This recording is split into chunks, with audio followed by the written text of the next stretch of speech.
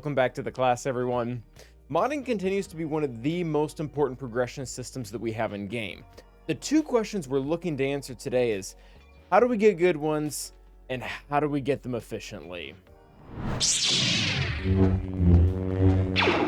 So as the game does continue on and we all progress in it, one of the things that continually changes is how we farm mods, how we level them up. What is the criteria for a good mod? What is the criteria for a bad mod that we need to sell? So the whole goal here is to talk about 5 rules that are going to be consistent throughout the entirety of the game, whether you're beginning game or late game. And if there are some differences, we will obviously state them, as you can probably already see from the list right below my little floating head over here. So first up, let's talk about actually farming mods. How do you do it? Obviously, you have to go to the mod challenges, select what type of mod type you want to do, and go after it. But before we acknowledge which mods we want to go after, let's talk about the materials to upgrade them, because realistically, that's not where we should start. We should not just go and farm mods and then level them up and kind of do what we have. We need to have a good stock of upgrade materials so that when we get some mods that have potential, we can actually level them up. And what I am going to suggest, and this is going to be really for beginning and mid game, because late game is going to be really focused on a lot of these end pieces here. We're not going to talk about them that much in this video. We're going to talk more about these ones.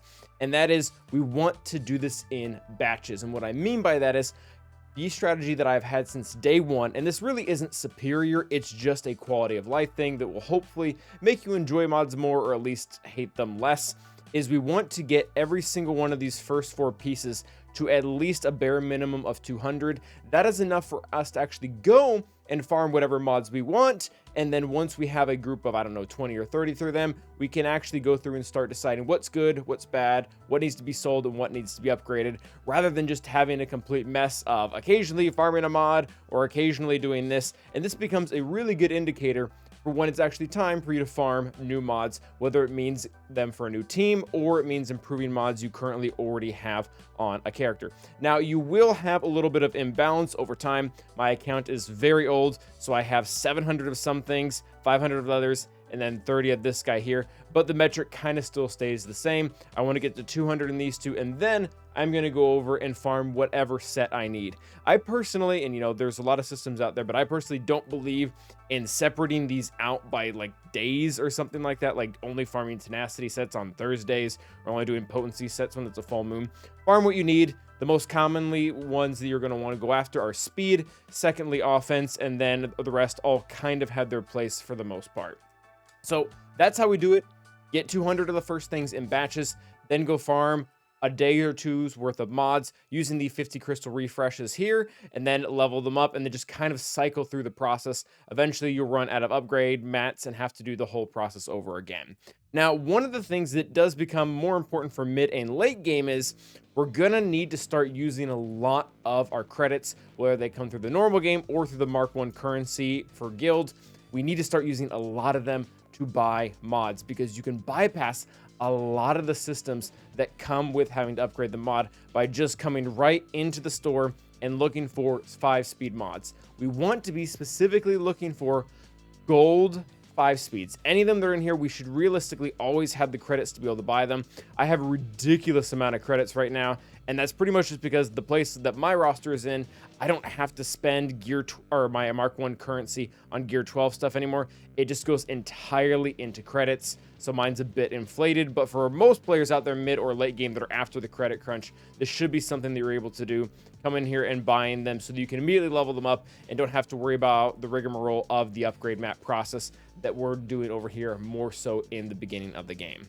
So that's how we are going to get our mods. We're going to buy them for 5 speed gold. You can lower your criteria if you have a ton of credits like myself, but overall, those are the ones that do need to be prioritized. The rest of your mods, you're going to get through the mod challenges and mod battles using the batch system that we previously talked about. Now, once you have all of your mods compiled, there are some criteria we need to talk about. One of the things that has been beaten to death, and for good reason, is the fact that speed is king. The fastest mods are typically the best mods, despite the fact that we do have some newer characters in game that actually do benefit from being slower. 90% of the characters in the game do want to be fast. They want to take turns. They want to deal damage. They want to get their taunt up, whatever it is. That being said, there are some intricacies that I don't think are emphasized as well as they should be. And the first one is going to be, it's going to be number 3 on our list here. Defense and accuracy primaries suck. So when we go in and we get all of our mods through the farming system, we're going to come in, and as soon as I see anything that has accuracy on it, I sell it immediately. And I know there's going to be a few people out there that are cringing right now because they want to have those 10 accuracy mods for when dodge comes up in a Datacron or something like that, so they have a 30% chance to hit with 100% dodge or something like that. It's just such a niche mod. I don't recommend dealing with it unless you genuinely love mods and you also are okay with sacrificing some speed on JMK so that a special actually hits. But for the most part, they are not crucial for any counter out there, at least until CG decides that accuracy is also going to do something in addition to being accuracy like speed or something like that. It is worth noting that accuracy can only be found in the arrows, so that makes it quite simple. Next up, we want to talk about the defense primaries, and this is important to recognize. When we say defense primary, I mean the defense percent primary that falls right here on the mod. This is typically bad, and the reason why I'm wanting to emphasize primary is because when you get a defense secondary, those are very good. We will talk about those here in a second. But first off, defense primaries, if I ever see them on a arrow, I immediately sell it. And the only reason I do not sell defense primaries on the triangle or on the cross down here is because if they hit a ridiculous amount of speed, there is a group of characters out there that do exist that can use, or rather, they don't really care at all about the primary, because like Wat Tambor or Hoda or Pow, or these characters that really just want to be fast and don't care about anything else, they can use these to great effect. You can see here my armor, she has a defense primary with a ton of speed.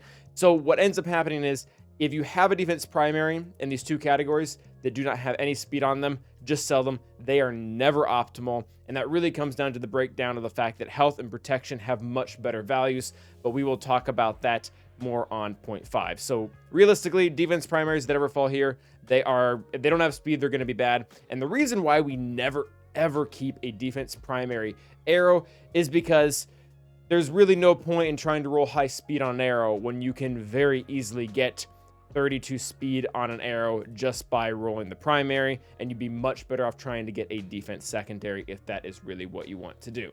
Now, the fourth rule that we want to be following when it comes to mods, and this has been known for quite a while, but I do want to take the time to show you guys why this actually happens and why it's important. And that is, flat stats are really only good on Gear 12 characters and below, and we want to be aiming to have percent stats on most of our relic characters.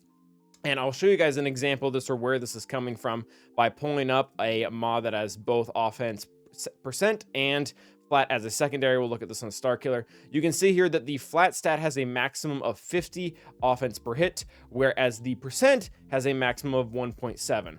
The reason why this is relevant to the spreadsheet that we had popped up just a second earlier is because when we start to look at a normal attacker, like say Jedi Anakin, what his base offense looks like when he's at Gear 12, when he's at Relic 0, Relic 1, 2, 3, 4, 5, 6, 7, 8, that 1.7 that we're using here is going to beat the flat stat starting at Relic 0. So the second any of your characters, not any of your characters, but most of your characters get to even Relic 0 or Relic 1, their offense is immediately going to be more valuable coming from a percent secondary on mods than it is going to be coming from a flat stat. And then we have Biggs over here, and many of you are probably asking, all right, Calvin, why are you using Biggs? Obviously, Jedi Anakin is a very accessible character, very good damage dealer. He makes sense. Why is Biggs here? Biggs is here because he has one of the worst offensive stats in the entire game. The only characters that are worse than him, and there's not that many, are ones that just don't have relevant attacking abilities in general, kind of like Jolie or IG-12.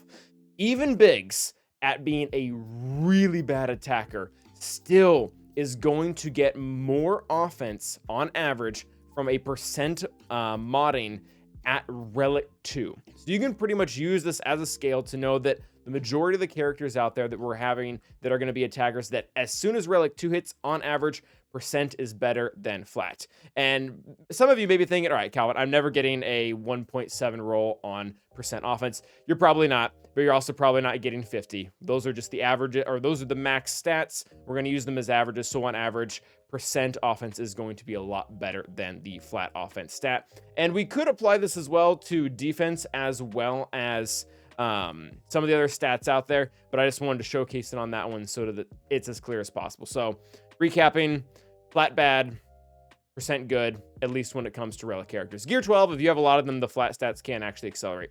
The only time that we really do want to hone in on flat stats is when the primary already is a percent offense. And the reason why this matters a lot, for example, on the square, is because if you have a percent offense on a stat as a primary, you cannot have it as a secondary. These mods do not exist except for really old legacy mods that existed long before I was playing the game. So if you wanting a character to do a ton of damage and they already have an offense primary, you are going to want a flat offense stat as a secondary, because that's the way to maximize your offense overall, getting the best of the percent stat in the primary and the flat stat in the secondary. So now that we've established that you really want percent stats overall, obviously speed is still king, we need to talk about the fact that speed, offense, and defense secondaries are amazing. Obviously talking about the percents when it comes to offense and defense. And the reason why they are so much better than a lot of the other secondaries is because they have the capability to actually touch the amount that a primary can do. This is going to be very well illustrated when we pull up the next spreadsheet and look at a comparison overall of every stat that can at the same time be a primary or a secondary stat. When we look at speed, offense, and defense as stats overall, primaries, they have somewhat good numbers at 32 speed, 8.5 offense, and 20% defense.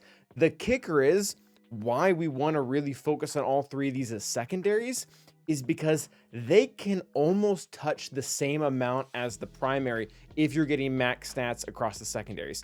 And again, I realize nobody out there is getting 8.5 offense secondaries, but at the same time, nobody out there is getting 10% health secondaries. And even if they were, those are quite inferior to the primary. So overall, when it comes down to building an ideal mod for a character, you typically are going to want to focus on speed, offense or defense, or some combination of the three within the secondary stats, and then focus on health, protection, crit chance, potency, tenacity, whatever, on the primary stat, because they are going to consistently outdo them.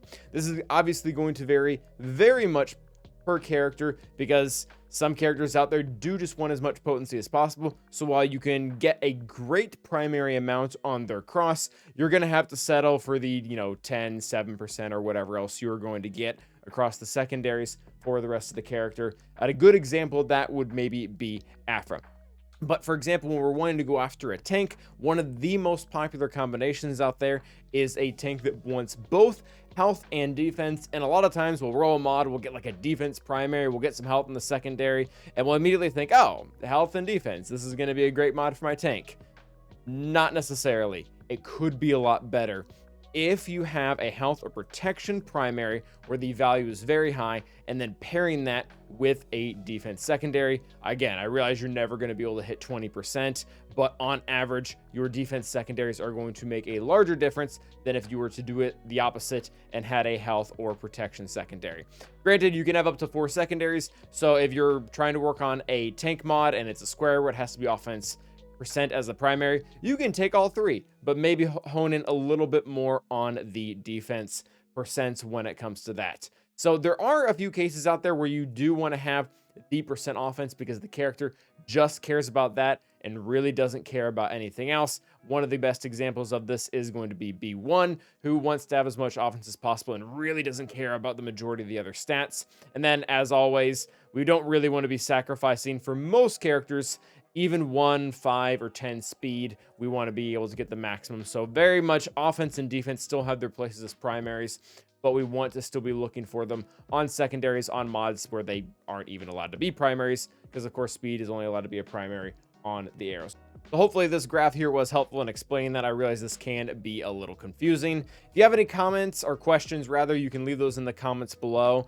This is going to wrap up our video for kind of farming and upgrading mods and how to do it. Let me know if there are some other things you'd like us to cover if we didn't cover something well enough. But until the next time, stay awesome.